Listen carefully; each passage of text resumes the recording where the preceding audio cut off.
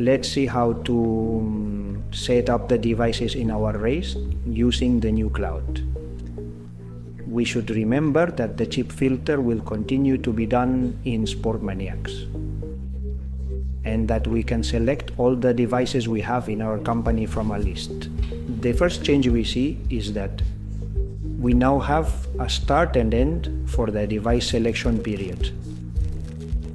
Here we will mark when the selection period begins, for example, starting at 10 o'clock in the morning until tomorrow at 2 in the afternoon.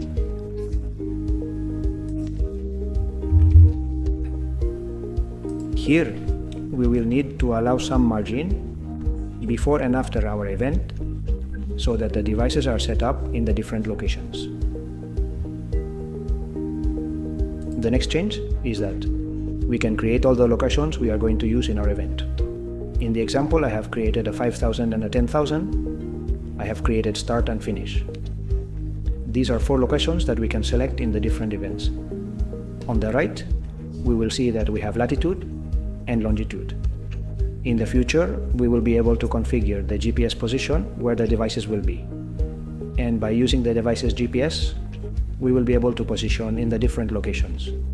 But right now, it's not necessary to configure. In the events, I will be able to go to the timing points and select the locations without having to directly type the names here, just selecting the ones we already created. If we need more locations or to repeat one, we would just need to come and select it in each event. After this, we can go to the devices menu.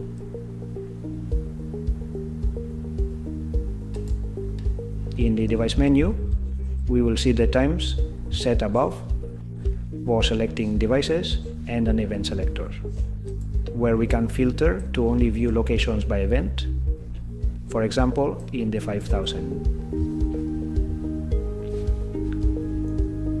We'll configure the 10,000 for the example. To set up the different locations, I just need to search my list of devices for which ones I'll use, click on them, and drag them to the point where they'll be configured. I will be able to configure the timing on my devices or by point. My setup is the same, the menu is the same. By selecting the starting point location for the 10,000, I can indicate when my equipment setup starts and ends. Let's imagine this cable setup is tomorrow and it's going to be at 10 in the morning. You will be able to configure from tomorrow at the start of setup until approximately 12 noon and indicate when I want my race setup to end. All the equipment at that point will be configured. I can set the timing directly on one of the devices if necessary. The devices can be in multiple locations.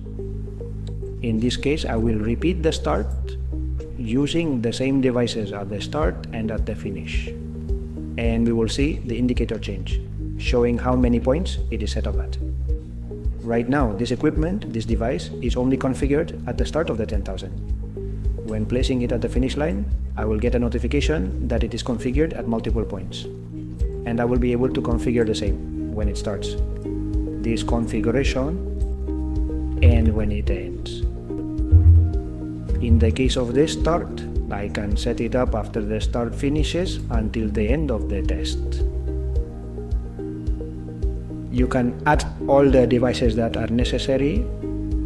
With this, I will have different information marking the points. Configurations that have passed will be marked as expired. Those that are ongoing and shared across multiple locations will be marked as partial. And those set for the future will be marked as pending. In the menu on the right, we will see the same options we mentioned through colors. In gray will be the configurations that have already passed at that point, in green those that are active, and in blue those that are in the future.